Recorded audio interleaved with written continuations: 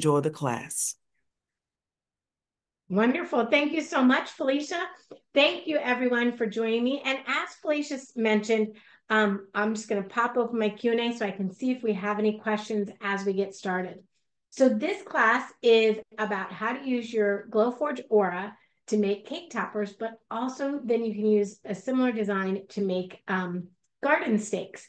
So what we're going to do is I'm going to show you 3 ways. One is just to use a design that is part of the Glowforge and cut something out with the design. Now, this particular design took 20 minutes to cut out, so we actually won't be cutting out this design. It takes a little bit of time, but we also have some really fun and cute garden stakes that I'm going to show you how you can design your own garden stake using shapes and fonts. And then I'll show you also how you can upload designs into the Glowforge Aura software, and then you can cut from those designs. So we've got 3 different ways to make designs, and I know as we're getting started, a lot of questions often are, how do you maintain your machine? What do you need to do to keep it clean? So I thought we'd start off with a dirty machine, and I can show you all how we clean our machine.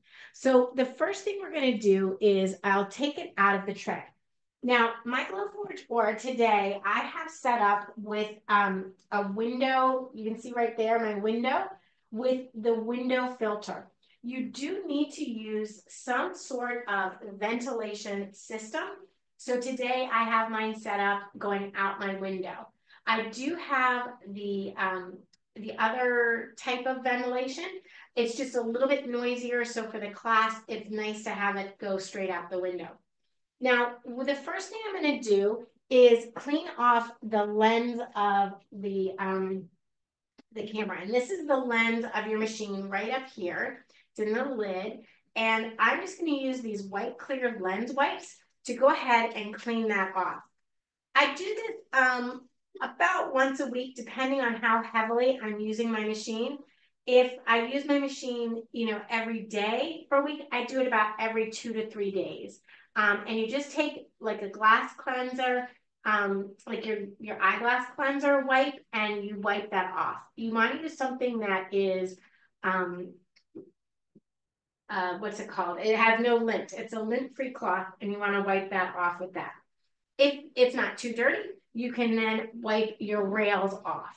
And so these rails are something I wipe off frequently. So after about 2 or 3 cuts, I'll just come on in and wipe my rails off. You can lift up this little guy here. I don't clean this off. You could use it for that, but I really haven't had to do that yet. You do also want to look at your fan and make sure there's not like a bunch of debris in your fan. It really depends on the types of material that you're cutting as to how much debris will actually get onto your system. So now I have my board that I've cut from, so I can just remove that out of my machine. I'll set that aside.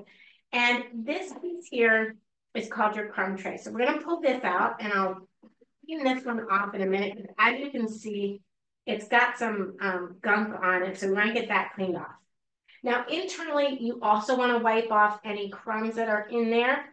If it's super crummy, you'll want to kind of use a vacuum and just vacuum that out, any debris or anything like that.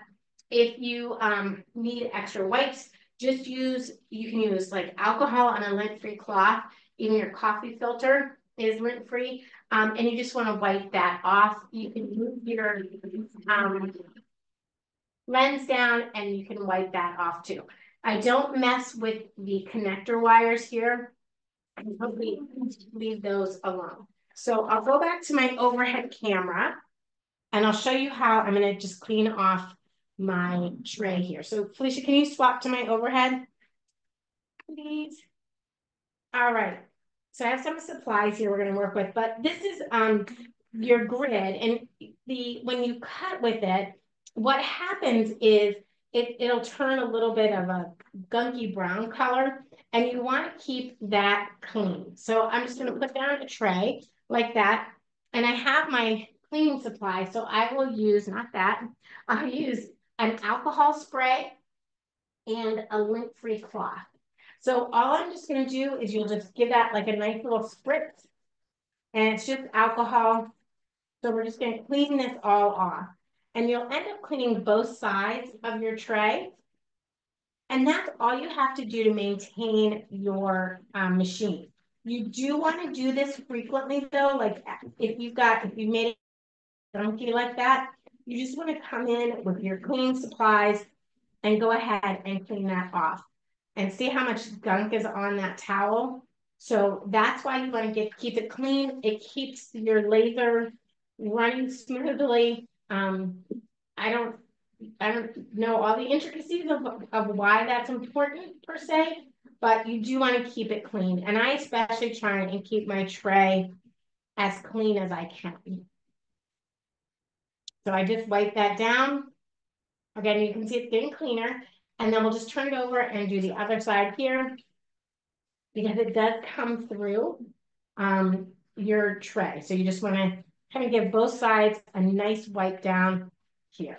Now, I guess if you really got it messy, you could take it to the sink and use a nice soft brush to clean it off.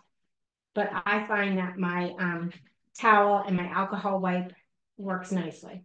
And as you can see, it definitely needed to be cleaned off. And then all I have to do is insert that back into my machine and put my material back down on my tray. So for this process, we're going to use this 12 by 12 light maple plywood. And you can see on the packaging, it has a QR code, and the camera lens will pick up the QR code and automatically know the cut settings. And it's also for the Glowforge Aura. Right there is the symbol for that. So we're going to put that down into our crumb tray, and we're ready to go. Now, sometimes, depending on your wood, it could not fit flat. So it may have warped or something like that.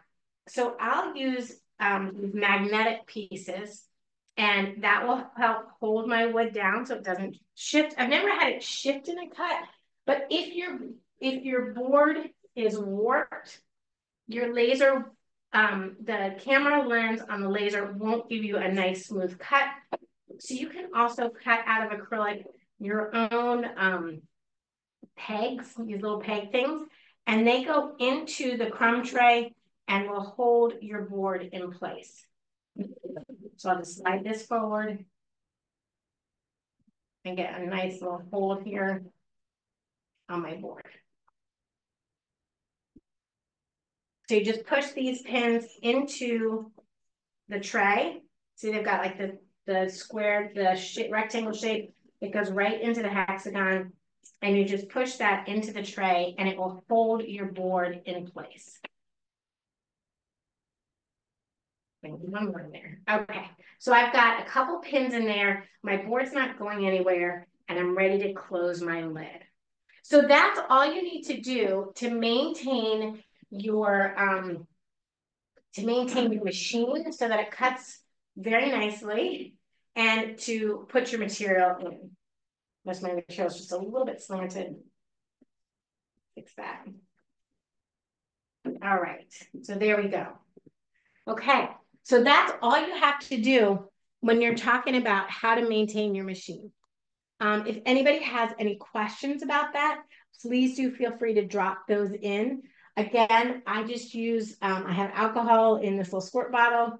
I use that for a lot of different things. And then I also have my pack of lint-free wipes that I use to keep everything clean. So that's really all you need to clean, and then your wipes, your lens wipes.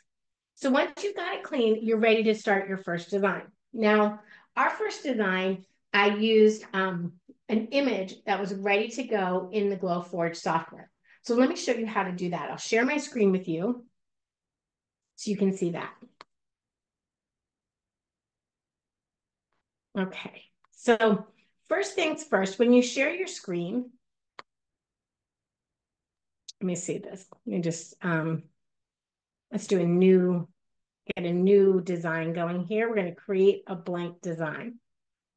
So here's my what my design space looks like in the material, and it's done the QR code, it's scanned the QR code, and it's ready to cut on this light maple plywood.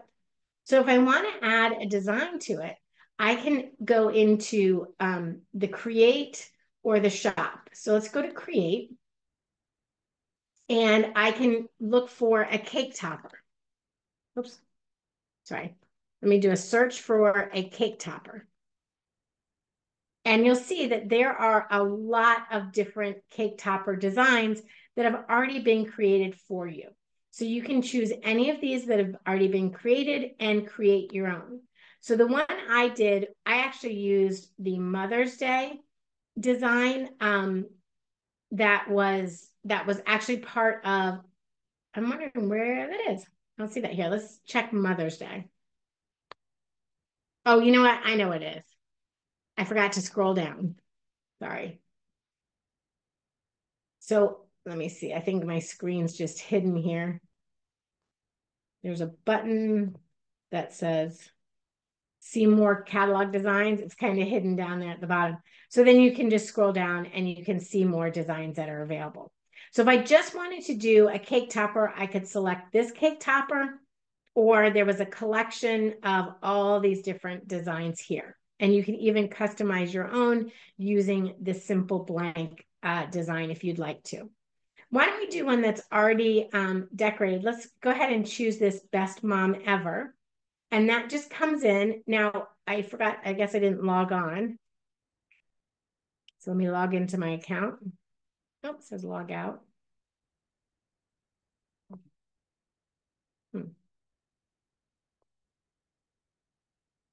Okay, I'm going to log into that account. So you can just see how to pull in the design so that you can work with that design.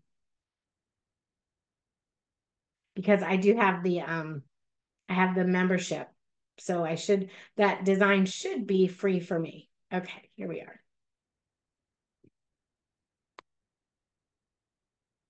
And if you don't have the membership, you can just purchase the image if you wanted to. And once you purchase that image, you have unlimited cutting of that image. So if I wanted to do that Mother's Day one again, let me just scroll down here, Best Mom Ever. I'll have to put that in some fruit on a fruit salad since we're not doing cakes this year. But if you have the premium account, it's free. Otherwise, you would just pay the $3.99. And then you add that to your dashboard. And it takes just a couple minutes to pull that through. And then when you go back to your designs, you'll see that design has been pulled up, and you just click on it and it will bring it onto your canvas. So it's just rendering that design there. And there's my design right there. If I wanted to cut that out, I would just say the print, and it would feed that over, and we'll see how long it will take to do that cut. Depending on time. I don't want to take too much time doing too many cuts. But we'll see. Now I could also do this. So I have wood in my machine, but you could also cut this out of acrylic if you wanted to, or different, like you could do a veneer if you wanted to, anything like that. So it'll prepare your print. So it does a calibration of your machine. It makes sure that the images all align. And then it will tell me how long it will take to cut this design. And then I send it off and I go. So that's how you use the Glowforge library of images. You can just search their library of images and pop that in however you'd like to use that image. The other way is to design your own images. So let's say, for example, you were making a birthday cake topper, or you wanted to do garden signs or something like that. All you need to do is work with a few shapes and the text. So that's really what I want to show you how to do in the software, because a lot of times you want to design your own images. So this would take 21 minutes to cut the design. I'm not going to cut it because then the machine will be held up for quite a while. So we're actually not going to cut this design. I'll put that one on the side. And actually, I'll just delete. Well, no, let me bring that back. The reason I'm going to leave that here so you can see what you need to do for a cake type of design or a garden sign, any kind of sign you want to make. First, you're going to start with the stake part, and the stake is the part that will go into the ground. So to build that, all you need to do is add a design on it, and the bottom of it, you can just choose an arrow shape that works for you. So I'll just kind of scroll down and try and find like the head of an arrow. So I can either use this type of design or this type of design. Either way will work. I'll start with the head of that arrow, and it brings it onto my canvas. Once it's on the canvas, I can just rotate it, getting it lined up how I'd like it, and then you can shrink it down as much as you need. If you want to change the width and the height so that you don't have to keep it proportionate, all you have to do is turn off that little proportion mark there, and then you can adjust your shape with just the height or just the width. So if you want it to be a little wider, you can do that too. So let's just make it a little bit wider like that. So the width of this is 1.696 inches. The next part I need to add is the stake part. So to do that, we're just going to insert the shape, and we'll add a shape like this. And we just need to make that 1.696, I think, to line up with our arrowhead here. And I can choose both of those, and we can align them into the centers. So we'll make sure that they line up. But that's still kind of big, isn't it? If you were going to make a cake topper out of that or a garden stake, we'd want it to still be a little bit more narrow, and maybe our arrow not so pointy. So we can just kind of bring that up a little bit like that. Okay, so once you've got that, whatever size you'd like it to be, the next step is to add your like your stake, your marker part. So for the garden, if you were going to plant, say, tomatoes or green beans or cucumbers, what you would want to do is just add some text for your cucumbers or bell peppers. Let's do bell peppers. Those are always fun. So we'll do one word as the word bell, and then you can drop down and choose any type of font you'd like to use. So you can like kind of look at the trending fonts. Maybe you want to do something big and bold. So the Lolita one, maybe we want to do that as the bell pepper. So we'll do that, bell, and then we'll add pepper with that. And you can just resize that to fit however you'd like it to fit. We'll add another row for pepper. And again, I can just change that up, change my font back to the Lolita. I guess I could probably easier just to copy and paste. Let me just do that. So if I take this, I'll just do a copy and paste. Control copy, paste that as a new step, and then we'll change that from bell to pepper. That way it kind of keeps the same look. All right. So once you've got that designed, you kind of need to, figure out how you are going to have it all hold together. So let's just align these into the centers like this. And we can actually align all these pieces together into the center.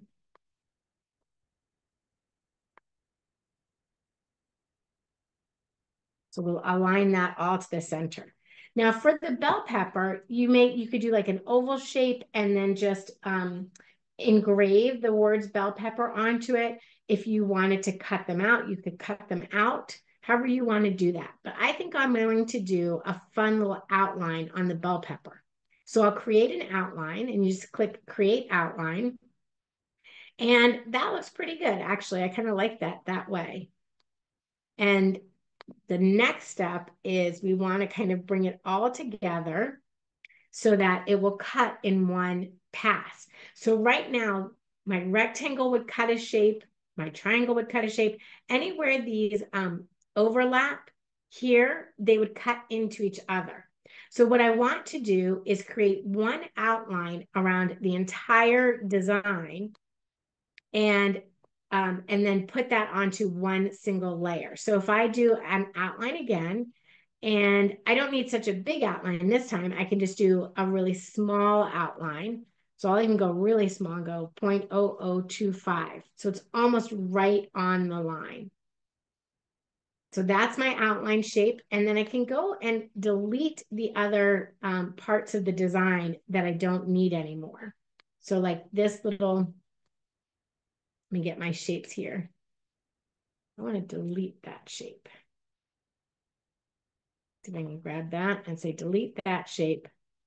I'm going to delete that shape and I'll delete that shape. So now you can see I've designed a whole outline around my words bell pepper. The bell and the pepper are set to engrave. I would probably change those to score because I don't need that big engraving, and I'll show you the difference between an engrave and a score. The engrave, when you set a line to engrave, it actually fills in the entire letter. So if you did engrave, it would fill that entire letter in. When you have it set to score, it does an outline of that layer. So I'll leave them both at a score instead of engraving any. Score also takes a little bit less time because you're only doing the outline of the shape. And then we'll have the entire stake be a cut shape. So this will all stay together where I have it. The bell and the pepper will be scored and the cut line will cut. So I'm just going to delete that other best mom ever, which is so cute, but we just need to do the bell pepper for today. So I'll put that over, I can slide that over into the corner and I'll get right up on that corner spot there. Yep. Okay, so I can put that right in there. And then all I have to do is, once I'm satisfied with that, I'll do print. And it will coordinate how much time it will take to print that. We do a new one. I think that's got the old one in there. So let's do this. Refresh. I'm going to give myself a nice refresh here. That should not take 21 minutes to do.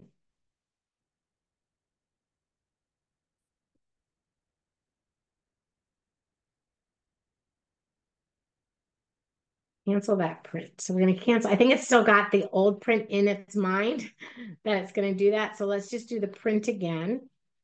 May take 21 minutes to do that. Let's just see. Hopefully not, because it's not too I didn't do it too detailed for you. All right. So that's just calibrating and doing it. It runs through the same process each time. It does a calibration. It does an alignment check, and it'll check that I have the right material in the machine, which I do. So I'll just take a minute to do that.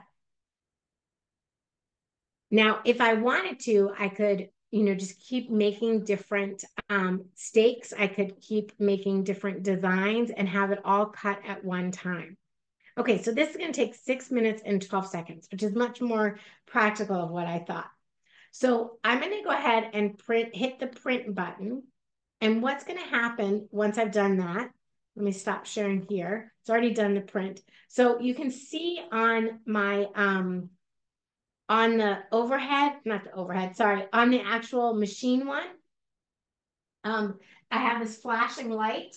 And that just tells me it's ready to go. So I'm going to go ahead and hit that flashing light. And you'll see it start to, the head will start to move right here. And then there's that little flashing light you can see underneath. And that's the actual laser doing the cuts for us. See if I can get in a little bit closer to a different angle here. So you can see, let's see. Give it just a second and we'll see if it'll. You can see it start to do the cut lines, I think, in the back there. There we go. So it's just, it'll do the cut lines first, and then it will come back and do the score lines. Now, while that's working, if you want to, Fish, if we can do the split screen, I can kind of talk a little bit about how you can decorate your designs once they've come out. So once you cut that out, it'll come out like this. So you'll have your score lines here. Oops. There we go. Is that better?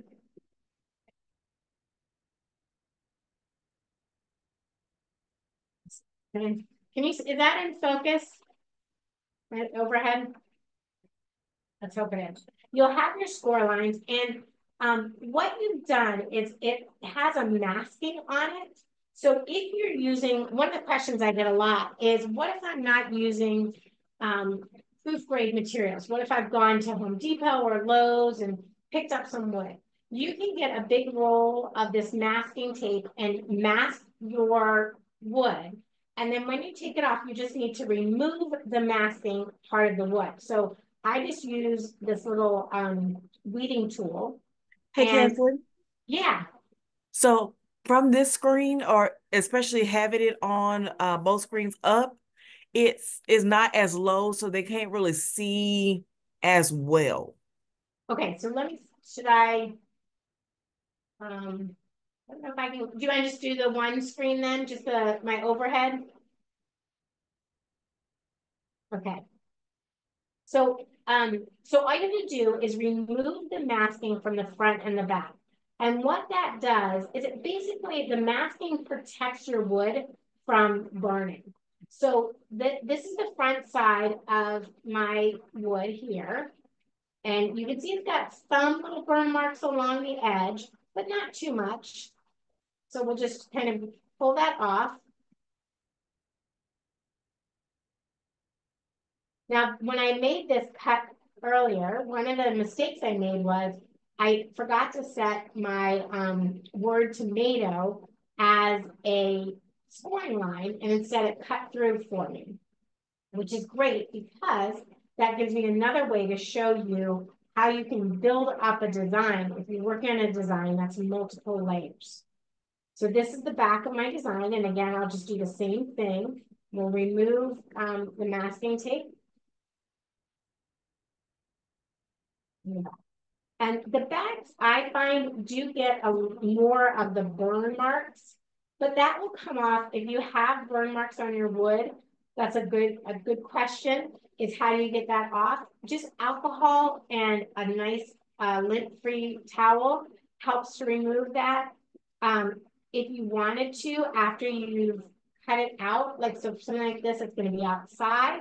You may want to put a layer of Mod Podge on the back here to kind of protect that back from any, give it a little bit more length outside in the temperatures. And then I'll come through and remove my masking inside here. And as you can see on this other one up here, the red one, I've already removed the masking and I painted it. So each of the letters was cut out of the wood, and I used the stake itself as a way to hold it. So instead of trying to hold on to each of those little letters, I put them back in the wood there so that I could just glue, not glue, I could just paint right over those. So when you work on little spots, you do have a little bit more work to do to get your weeding off. Bigger designs give you a little bit more extra room. It's easier to pull that weeding off. All right. So for this design, what I wanted to do, since I had my stake done, and I have this extra design here, I went ahead and painted each of those pieces with just red acrylic paint. And then when I fold this over, I've got each of the letters in there. And I'm just going to, you can see how much the burn marks on the back of this design are there. but that's going to get glued down. So I'm not too worried about where that is. So I'm going to use this E6000, extreme, actually not, that's repositionable. I use my Ultabond, and just glue this down. I'll just put a little light bit of glue on the letters here. So the Ultabond is a clear, it goes on clear. So I'm just going to kind of wipe any excess off there. I'll turn my first piece to face the back side of that one. Push those back down. And then I'll remove the top one, hoping that each of my little ones stays in place. I do have the score lines, so if they don't want to stay in place, which they don't,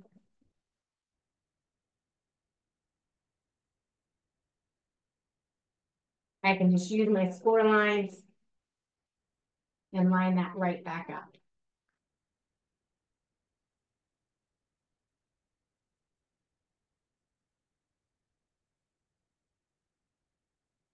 I thought that would work.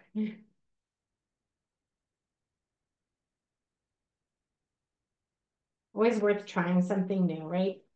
That works very well. I did have a lot on smaller, I guess, thinner woods. I'll use the one piece as my template. And then I can easily put in my second piece.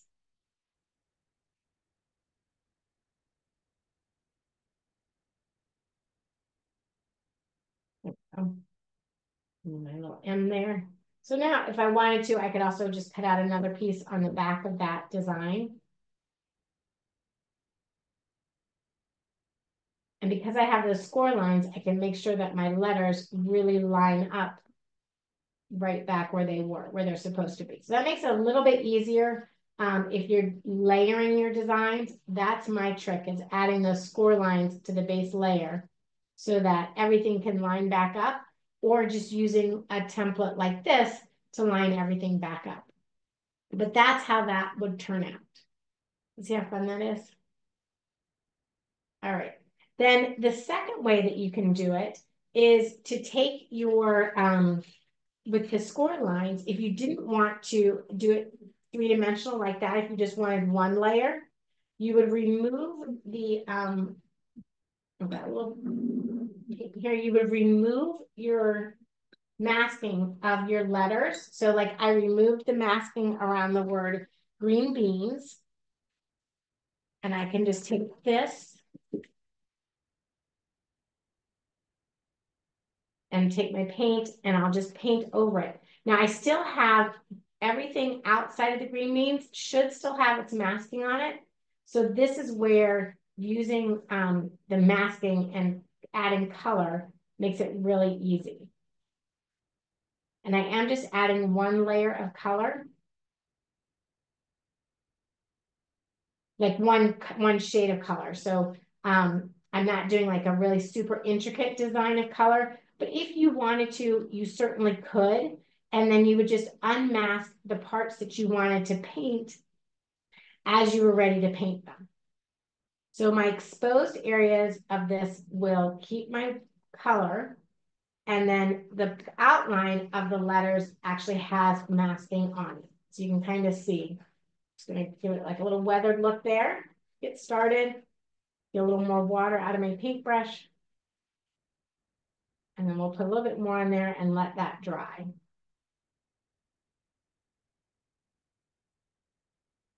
I always think this is the great part where you can have, if you have little ones around, they can help with this. You don't have to worry, you know, if they go out of the lines, because you'll peel that masking tape off and you won't even see it. Let's just give that a little. All right, so I'm gonna let that dry for a minute. And I can go back to my, if you want to go back over to the machine, it stopped cutting. So here we are in the machine, and all I'm going to do is lift my lid, and I can make sure that it cut through. Sure did. I can feel it went through. Be sure it went through. And I'll remove my pieces here.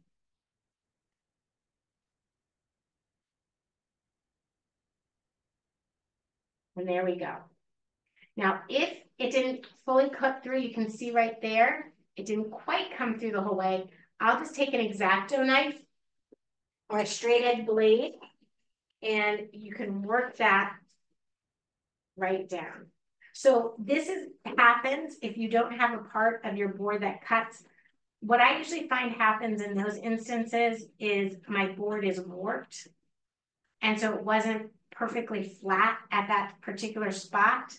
And it may just need a little extra weight to hold it down.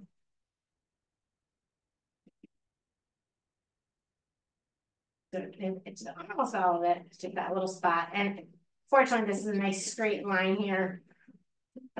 I can just pull that down. It'd be easier on my overhead to do it. So why don't I go take this back over to the overhead? And I'll just slice that off so you guys can see how easy it is to do on a surface like this. And this doesn't happen every time. A lot of time, more often than not, I get like a really nice clean cut right through. I don't have to worry about this. But if it does happen, I just know, okay, I just have to take my straight edge here and just cut through that little spot there. And then for the rest of this board, I'll know, okay, I've got to put a little extra weight when I put it in the bed to get it to cut right there. So there's my design. It's all cut out. I can use my weeding tool. If I want to paint these, I can paint these a color or just weed that right out. I'll probably end up painting this. You guys think that would be cute? And then with the edges, they do have like black on them. You can see my fingers are a little dirty. So you can either take your alcohol on that rag, the lintless rag, or we can just take this and pop that on there. So this is what you would do, the same kind of design. You would do this for a cake topper. If you want it to be a little fancier, you would just add more cutouts and more designs around it. So let's just do that, clean that off. So let me get my fingers clean so you'll see. They really are clean. So this was the cake topper I did for the Mother's Day. And you can see the difference in the stem. This stem is much longer and it's also more narrow. So you'd want to do that. Now I did leave this, I removed the masking around the purple, around the hearts to paint those purple because I wanted to show you how you could cut felt on your cake topper for the back design of that. But I could also do that with my bell peppers, although I don't think I would cut felt, but I could cut like a wood veneer to put on the back of that and attach that right onto the back. So what would you guys like to see? Would you like to see a felt cut in the pepper, or do you want to see felt cut out for this? Kind of cool to see the felt. You can let me know if anybody has a preference. You can let me know in the Q&A. Otherwise, I'll just do the bell pepper design. All right. I'll show you then if I go back into my software here. So I have the bell pepper design here, which I'm just going to remove the two words bell and pepper. We'll just take those right off of there. And I'm just going to cut an outline shape that would match the shape of the wood. So for that, we just need to cut it. And I just need to change my material. So So I just need to choose a felt material, which they don't have a felt. So I'm going to use uncertified material. And I have to check my thickness. So to check the thickness of my felt here, I just take what's called a caliper and I just have it on inches. And so I'm just going to go in and it's 0.02 inches. So that's how thick my material is. So I'll mark that down in the software, share my screen again. So I'll put it in here, my material thickness. I'm using uncertified material and my weight is 0.02.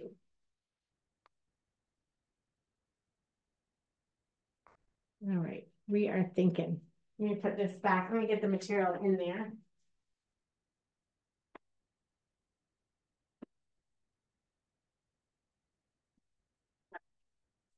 Down.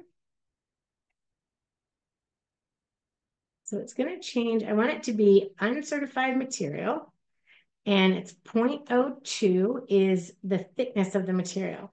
Now, I do have my own cut settings for different items. So I have my own cut settings for felt.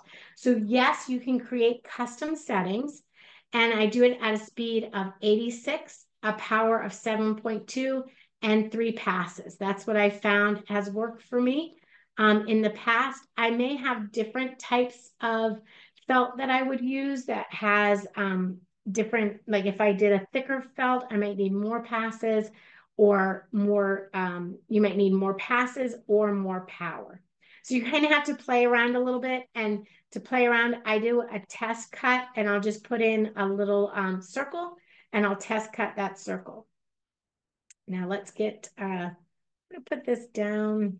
I'm going to put this down here so I can make sure that I'm on my felt right there. Then I'll just do print and it will print that outline for me. So it just calibrates the machine. And so you can see it's just calibrating the machine, making sure everything's there.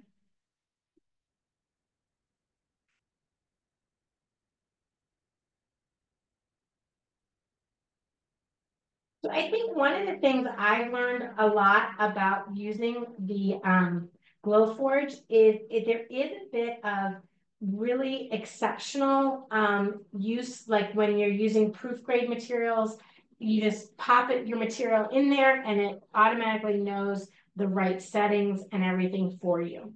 If you're using non-Proofgrade materials, you do have a little bit of a trial and error to work with. So you have to give it a little trial there and say, okay, is that enough pressure? Is that enough speed? Do I need more passes? But you can definitely use so many different materials that are not listed as Proofgrade materials. So I think, you know, when you look at it and you think, oh, they only have five or I don't know how many Proofgrade materials are. Let's say there's 25 Proofgrade materials, but there's like 100 different materials that you can use to cut with this. So you really have more options than you may realize. So it's just verifying the alignment right now. And while that's happening, I'm just removing the, I'm weeding our bell pepper sign. Okay, so it's ready to cut, and it tells me it's going to take 2.5 minutes to do the cut. So why don't we let it do the cut, and we'll kind of keep the camera here, and we can watch the cut go through.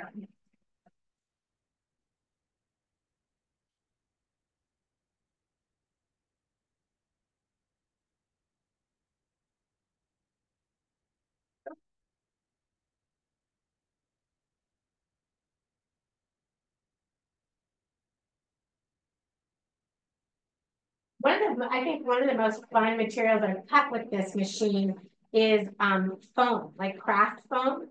If for graduation signs, or even you can do that for your cake toppers, you can use foam. Very fun and easy to work with.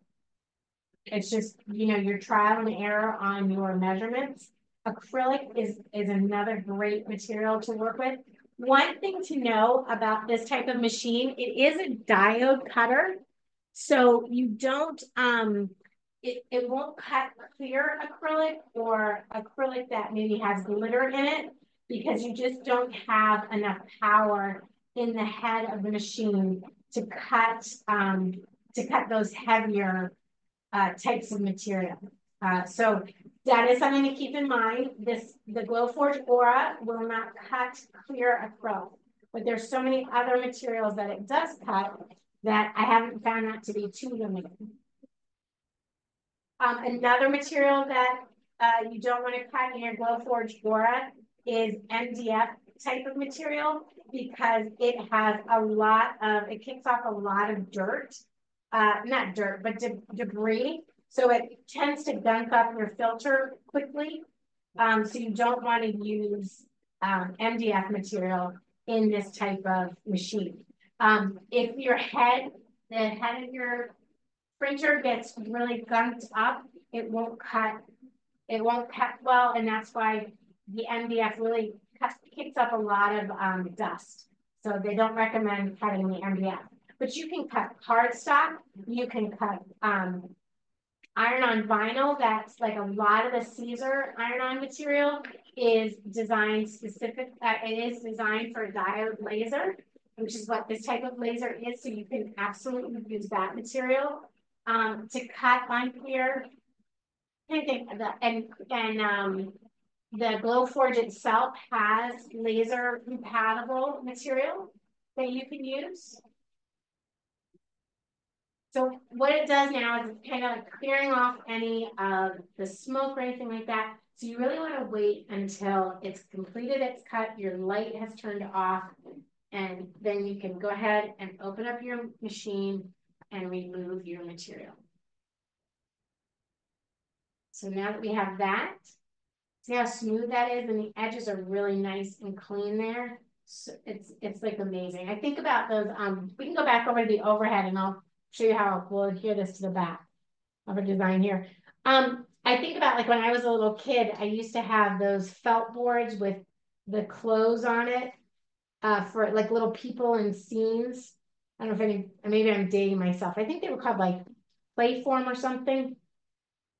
But I used to have those, and I always, every time I cut felt in this, I think, oh, I should make one of those little boards.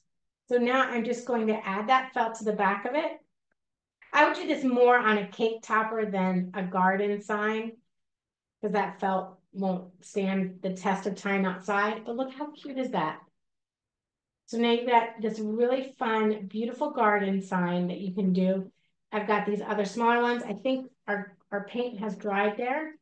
So let me just peel that off, and you'll see where the wood has stayed wood and our little green stayed green.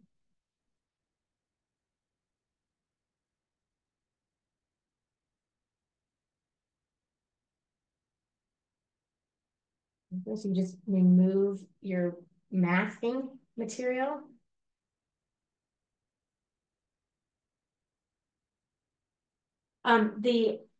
The Glowforge Aura does have a pass-through tray, so you can use materials that are as tall as 12 inches and really unlimited length of your material to cut. I did a really cool, my husband and I redid a record player from like a mid-century modern record player, and we wanted to create a place to hold the records. So I used a 12 by 24 inch board to cut so that it would hold records and things. So that was really fun to use that. That was a good challenge. But like that, the 12 by 24 are really fun. I've seen like one of my favorite projects, somebody, the little doorway gnome, and they just change out what the gnome holds for the different seasons. But they made that 12 inches by 24 inches tall, and then cut out additional pieces to put on top of it and layer on top of that. It's very pretty. Now, one thing the Glowforge Proofgrade material does have a really pretty finish on it. It's hard to see it, but when you buy that material at the store, you'll see at Michael's that when you cut with it, it has like a finish on it. So it's very glossy and really pretty. You don't have to do anything to it. If you get your material from Home Depot or Rockler or something like that, then it won't have that finish to it. So you may want to add just a clear veneer to it to get that finished look. But it does, I think I like using my wood from Home Depot if I'm going to be painting it. It seems to take the wood, the color a little bit easier. Well, I hope this has given everybody a lot of different ideas. I think, Felicia, you've been doing such a good job answering questions. as we've been going through this, I think probably the biggest question that we haven't answered yet is, what do you do? How do you troubleshoot your cuts? So what would you do if it didn't cut through in your pass, or it got off alignment? So the first thing I do is I clean my machine. I make sure everything's clean up in my machine. And then I actually do a cache figure out on my computer, and I make sure that I close out the program and I restart the program, and I make sure that the image that I'm working with is a clean image. So sometimes if I bring in images from another, or outside of the Glowforge, see how cute that is? I love that one. The images can be corrected or maybe not exactly perfected for your Glowforge. And we've got a few more minutes, so I'm going to show you. Let me share my screen one more time. Let's see. Here we go. I'm going to show you my Glowforge. So the last type of image I want to show you is, we talked about bringing in an image to cut. So let's go ahead and put that back down there.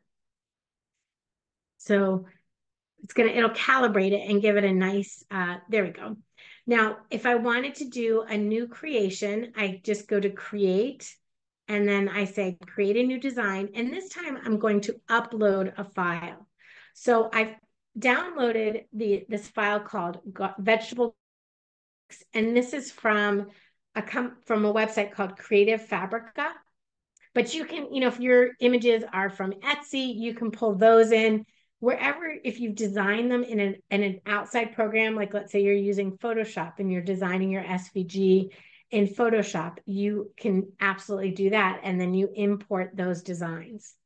So here are these cute stakes that I've brought in to work with, and they're all together. So I'm going to just move them all together as one. And I'm just going to grab, like, let's say I'll take the mint design. And if it's a little bit bigger than I can do, I can resize that down a bit so that it will fit onto my piece. Let's say I want to do it like that big. Let me show you guys. I didn't realize I had my camera. There we go. So I can resize it to fit onto my board. If I even want to go a little bit smaller, I can do a little bit smaller. But I think that's probably a good depth to go. They're both set at cut. I don't want to actually cut the design. I just want to score that. And then I would want to cut the actual post. Now, as you look at the left here, you're thinking, oh no, is everything going to cut? If it's off your image here, you don't have to worry about it cutting. It's not going to cut onto your design. So as long as it's not on the board where you're cutting, you don't have to worry about that. Now I'm going to move my board here for a second.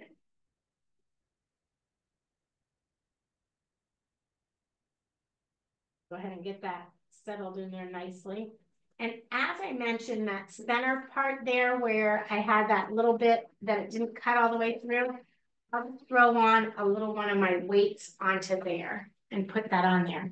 Now you'll see as it's scanning, it'll move it up. So usually you want to have everything in your machine ready to go. I think that's pretty good. Just move it over here just a little bit. There we go. And then if I hit print, it will print it. Now, if for some reason I didn't get a good result, or I wasn't happy with the result I got, I would try and figure out like what caused that. Was it this file? Maybe was this file corrupt? Did I bring? Sometimes when you bring in a file outside from Glowforge, and you cut it, it'll give you like a weird cut. Like it won't cut all the way through. I'm trying to think if I had anything if I had anything handy.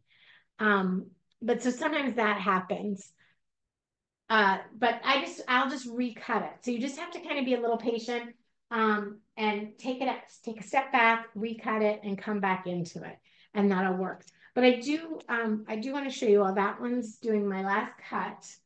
It's thinking. I'll show you a couple of the other creations I've made. So speaking of some unique materials, cardboard. You can cut your Amazon boxes and paint them. And that's a great fun thing to do. Really fun with kids. This was the fun foam, the craft foam. I used a glitter, a really thick one, and then a thinner foam, and I cut that. I had these leather patches, like these are for hats that I did and engraved them. It's a sweet thing, and love is everything, just to kind of show you the difference of how simple you can go or how thick you can go. And then we also have, I'm looking to see if my light's blinking yet. We also have the ability to engrave on fabric. So this is just a little zipper pouch here, and I engraved a little floral design onto the canvas. You can't see from the back side. It does go through a little bit like that. So you can see the engraving a little bit on the back side there. Okay, so this last one will take 9 minutes and 40 seconds. I'm going to go ahead and start it, but we don't have enough time to finish it up.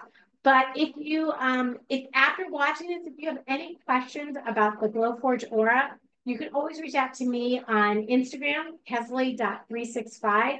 I'll be happy to share with you any information I have that might help you if you are getting started with it, or if you're wondering, should I take the dive or not? So I'm happy to help answer those questions. Thank you guys so much for joining us. And Felicia, thank you for maneuvering all my cameras today. You're really so helpful. Everyone, have a great week, and I'll see you in the next class.